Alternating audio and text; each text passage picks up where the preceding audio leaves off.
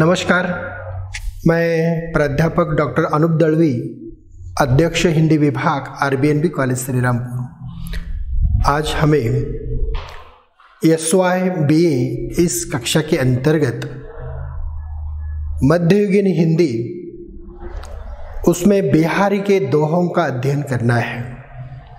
बिहारी रीतिकाल के सर्वाधिक लोकप्रिय कवि हैं। बिहारी का समस्त जीवन काव्य साधना में व्यतीत हुआ है। उनके संपूर्ण जीवन की पूंजी केवल उनका एक ही ग्रंथ बिहारी सतसई है। बिहारी ने केवल एक ही ग्रंथ लिखा और वह हिंदी जगत में अमर हो गए। बिहारी का एक एक दोहा अत्यंत मर्मस्पर्शी है, जो सौंदर्य और प्रेम की अभिव्यक्ति करता है। भाषा का जगमगाता रूप उन्होंने प्रस्तुत किया है। कम से कम शब्दों में अधिक से अधिक भाव उनके शब्दों के द्वारा अभिव्यक्त होते हैं। बिहारी को शब्द और वर्ण के स्वभाव की परख थी और इसीलिए शब्दों को मांझने, चमकाने, मोड़ने तथा संवारने की जो कला थी, उस कला में बिहारी सिद्धहस्त थे।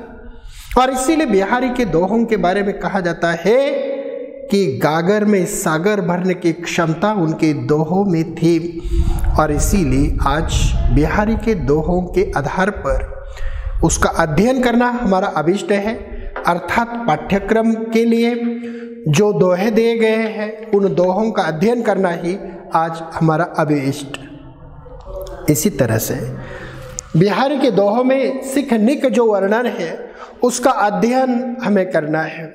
बिहारी का पहला दोहा उस संदर्भ में है, अंग अंग नंग जगमगत दीप शिकासी देह, दिया बढ़ाऊ रहे बढ़ो उजारी सी देह। अंग अंग नंग, इसका अर्थ है प्रत्येक अंग पर धारण किए हुए आभूषणों की नंग अर्थात उनकी शोभा। दीप शिखासी अर्थात दीप शिखा के समान उनकी जो देह है वो प्रकाशमान है, रोशनीदार है। अतः बिहारी के दोहों के बारे में ऐसा कहा जाता है कि दिया बढ़ायु से रहे, अर्थात दिया बुझाने के बाद भी ये जो नायिका है, उस नायिका का घर, वह उनका देह जो है, वह देह चमकता रहता है। अंग अंग नंग जगमगत दीप शिकासी देह, दिया बढ़ाऊ रहे बढ़ो उजारी गेह। उनका जो घर है, वह नायिका के शरीर की प्रतिमा जो है, प्रकाश जो है, उसमें जगमगाता रहता है। दोहों का भावार्थ है कि उस नायिका की दीप शिखा जैसी, दीप जैसी चमकने वाली जो देह है, रोशनी की जो देह है, उसको देखकर उसके द्वारा प्रत्येक अंग पर धारण किए हुए आभूषणों के नग अर्थात आभूषण ऐसे जगमगाते रहते हैं कि जिसके कारण उनके पूरे घर में दीपक बुझा देने के बाद भी भारी प्रकाश रहता है। बिहारी का दूसरा दोहा है, पहिन न भूषण कहन कनक के, कही आवती यही देह, दर्पण के से मोर्चा देह दिखाई देता। पहिन न अर्थात पहनो मत, भूषण भूषण कनक के, कनक मतलब सोना, अर्थात बिहारी नायिका को कहते हैं कि तू सोने के जो अलंकार है, वो अलंकार मत पहन, कारण उस नायिका का जो देह है, दर्पण के से मोर्चा देह दिखाई देता। जैसा दर्पण में प्रतिबिंब दिखाई देता है, उसी तरह से नायिका का जो देह है, उसके द्वारा वह अलंकार प्रकाशित होता है। और इसीलिए इस दोहे का भावार्थ है, हे सखी तू सोने के अलंकार मत पहन, मैं इस बात के कारण कह रही हूँ कि यह तेरे शरीर पर दर्पण में लगे मोर्चे की तरह जंग के भांति ये दिखाई देते हैं। और इसीलिए नायिका इतनी सुंदर है, या उनके शरीर की कांति इतनी तेजस्वी है कि उससे उनके शरीर पर दर्पण जैसा उनका जो मोर्चा है, मोर्चा की भांति वह दिखाई देती है। और इसीलिए वह कहते हैं बिहारी दोहे में, हे सखी तू सोने के आभूषण मत पहन। भाव यह है कि यह नायिका इतनी सुंदर है कि तुझे किसी भी प्रकार के आभूषण पहनने की आवश्यकता नहीं है। अर्थात ऐसा कहते हैं कि आभूषण नारी के सौंदर्य में वृद्धि करते हैं, परंतु यह नायिका, बिहारी की नायिका इतनी सुंदर है कि उसे किसी भी तरह के अलंकार पहनने की आवश्यकता नहीं है। और इसीलिए बिहारी कहते हैं, पहिनन मत पहन भूषण कनक के। भूषण मतलब अलंकार, कनक मतलब सोने के अलंकार जो है वो मत पहन। कहीं आओ तू यही हित, दर्पण के से मोर्चा देह दिखाई देता। आगे तीसरे दोहे में बिहारी कहते हैं, छकी रसाल सौरभ सने मधुरी माधुरी गंध, ठौर ठौर झौरत झंपत भौर झोर मधु गंध। अर्थात बिहारी कहते हैं रसाल, रसाल शब्द का अर्थ है आम, सौरभ शब्द का अर्थ है सुगंधी, माधुरी अर्थात एक प्रकार की लता तथा वो वेली है, ठौर ठौर पर अर्थात दल स्थान स्थान पर, झौरत अर्थात दल बांधकर झूमते हुए, झंपत शब्द का अर्थ है टूट पड़ते हैं, झौर अर्थात झौर मतलब भौरों का समूह, मंद मधु अंध मतलब मंद मकरंद, मकरंद रूपी मदिरा से मस्त हुए मदांध। इस दोहे का अर्थ है, बिहारी कहते हैं आम की मंजरी सुगंध से झककर तथा मधुरी गंध से पूर्ण होकर भंवरों के समूह मकरंद रूपी मदिरा से मस्त हुए हैं। स्थान स्थान पर यह दल बांधकर झूमते हुए वह टूट पड़ रहे हैं। कहने का भाव यह है, वसंत ऋतु का वातावरण इतना मादक है कि उसमें भ्रमर समूह को मतवाला बना दिया है, मदांध बना दिया है। फिर भी तुम्हारी जैसी नारी के विषय में कहना ही क्या।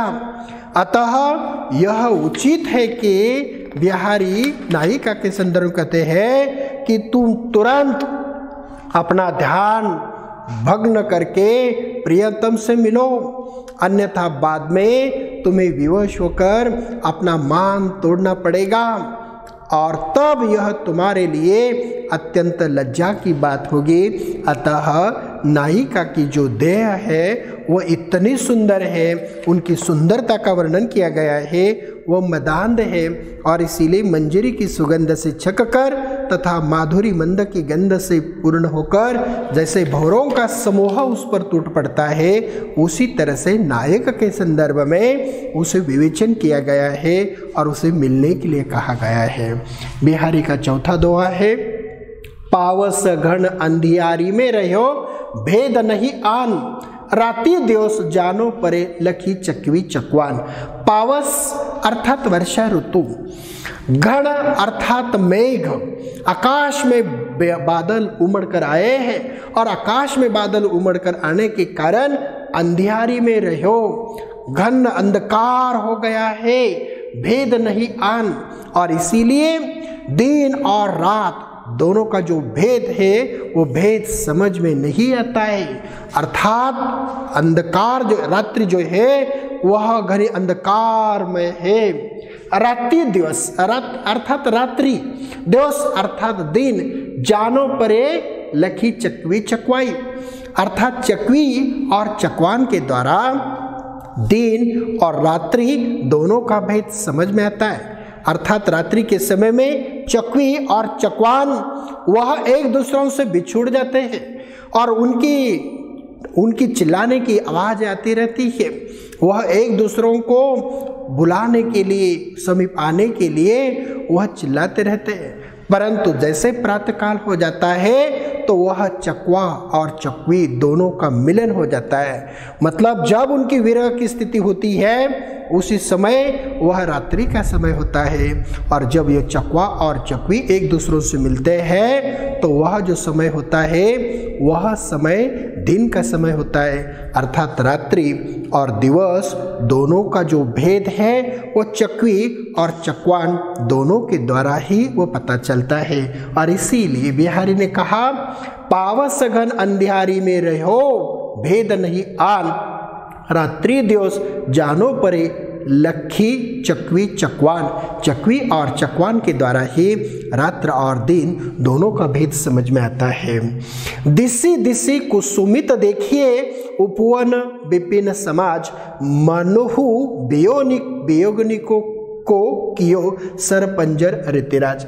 दिसी दिसी अर्थात प्रत्येक दिशा में, कुसुमित देखिए। कुसुमित शब्द का जो अर्थ है उस फैले हुए, विपिन अर्थात वन, अर्थात प्रत्येक दिशा में वन और उपवन फूले हुए हैं। मनहु वियोगनिको कियो सरपंजर ऋतिराज। मनहु मतलब मानव, वियोगिनी अर्थात वियोगिनी नायिका, अर्थात वसंत ऋतु है। और वसंत ऋतु के होने के कारण प्रकृति चारों ओर हरी भरी है, सुंदर वातावरण है। और ऐसे सुंदर वातावरण में यह वसंत ऋतु उस वियोगिनी को बहुत पीड़ा देता है। कैसी पीड़ा देता है? सरपंजर ऋतिराज। सरपंजर ये जो शब्द है, उस सरपंजर का अर्थ यह है कि प्राचीन काल में, अर्थात बाणों का पिंजड़ा, प्राचीन काल में बड़े बड़े अपराधियों को दंड देने के लिए सरपंजर बनाया जाता था।